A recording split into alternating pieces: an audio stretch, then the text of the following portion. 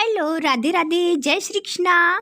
मेरी वीडियो में आपका स्वागत है। आशा करती हूँ आप बहुत अच्छे होंगे, स्वस्थ होंगे। तो आज है परशुराम जयंती और परशुराम जयंती बहुत धूमधाम से मनाई जाती है। परशुराम का जन्म आज के ही दिन हुआ था और इन्हीं के सारे रूप हैं हमारे भगवान गोपाल जी नारायण के। तो आज हमें इन्हीं के अच्छे से पूजन करना चाहिए। और तो मैंने अपने बाल गोपाल जी को नहला धुला के अच्छे से गंगोदरी स्नान किया है, दूध और पंचामृत से स्नान करा दिया इनको और बिठाल दिया है मंदिर में। इनको भोग लगा दिया है, टीका चंदन हल्दी से तिलक कर दिया है और कुछ फूल चढ़ा दिए हैं और बड़े प्रसन्न लग रहे हैं मेरे बाल गोपाल जी। जिन मैं जैसे वैसे तो मैं इनका रोज़ाना ही इनकी अच्छे से सेवा करती हूँ और कभी कभी इनका अच्छा दिन आ जाता है तो मैं जैसे इनके कोई त्योहार पड़ जाते हैं तो मैं बहुत अच्छे से सेवा करती हूँ इनके और अच्छे से बढ़ा देती हूँ इनकी सेवा। और आज केले का भोग लगा रहे हैं हमारे बाल गोपाल जी। सुबह सुबह जो भी मैं फल वगैरह मंगा लेती हूँ तो इनके लिए फल दे देती हूँ। फिर हम भोजन बनता है हमारे घर में तो भोजन बना के भोजन का भी भोग लगाती हूँ, जो भी घर में बनता है वो। और दिन में भी इनके लिए फल वगैरह मंगा के मैं भोजन भोग लगाती हूँ। सॉरी, तो मैं इनका सेवा पूजन किया। फिर मैं कल का दिन है और अक्षय तृतीया का, तो कल हम अक्षय तृतीया का पूजन करेंगे और वो पूजन करना बहुत ज़रूरी होता है। तो मैं जल्दी जल्दी से इनकी सेवा करके और कुछ सामान मैं लेके आऊँगी और उसके लिए तैयारी कर रही हूँ। तो जल्दी जल्दी इनकी सेवा कर लूँ, फिर जाऊँगी मैं सामान लेने। अक्षय तृतीया के लिए मैं तैयारी कर रही हूँ और अक्षय तृतीया के लिए मैंने ये मंगाए थे और ये मैंने ऑर्डर करके मंगाए हैं। बहुत सुंदर लग रहे हैं, कितने प्यारे लग रहे हैं। देखो, ये हम तो मनी बाबा बोलते हैं लेकिन इनको लाफिंग बुद्धा बोलते हैं। तो ये मैंने मंगाए और बड़े सुंदर हैं। ये रात के 10 बजे हमारे पास लेकर आया था ऑर्डर वाला। तो हमने ये खोले, हमने रात को देखे। हाँ, ये घर में बहुत शुभ होते हैं और अच्छे होते हैं। इन्हें देख करके हमें भी हंसी आ जाती है। और ये इनके पास ये भरे हुए होते हैं मनी का, ये मनी के भरे हुए होते हैं और ये घर में बहुत शुभता लाते हैं। और एक एक मंगाया था मैंने ये श्री यंत्र। तो देखिए, ये श्री यंत्र मैंने मंगाया था लेकिन इसमें श्री कुबेर यंत्र आ गया है।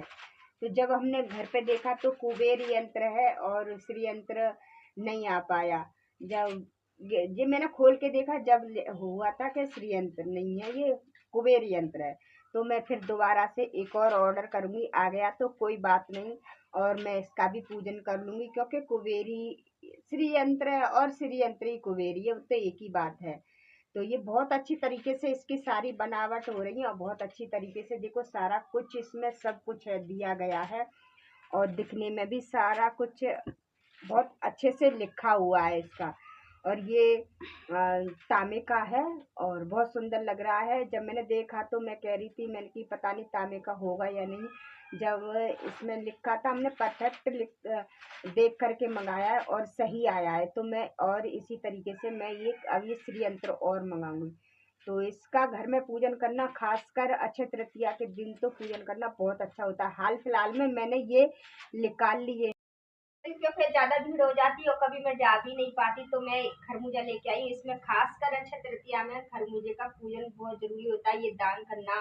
और कलश तो मैं छोटा ही लाई हूँ और कलश बहुत जरूरी होता है तो कलश लेके आई हूँ। और खास मेरे घर में ये टूट गई थी तो ये रई लेके आई हूँ, जैसे हम बनाते हैं लस्सी वगैरह उसके लिए।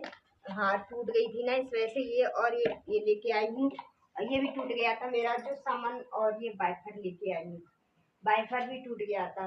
तो और एक आध और सामान रह गया है तो मैं धीरे धीरे करके लाऊंगी। और मुझे तैयारी जल्दी से करें अक्षय तृतीया की, क्योंकि कल का ही दिन है, परसों तो अक्षय तृतीया है तो उसका ही मैं तैयारी कर रही हूँ।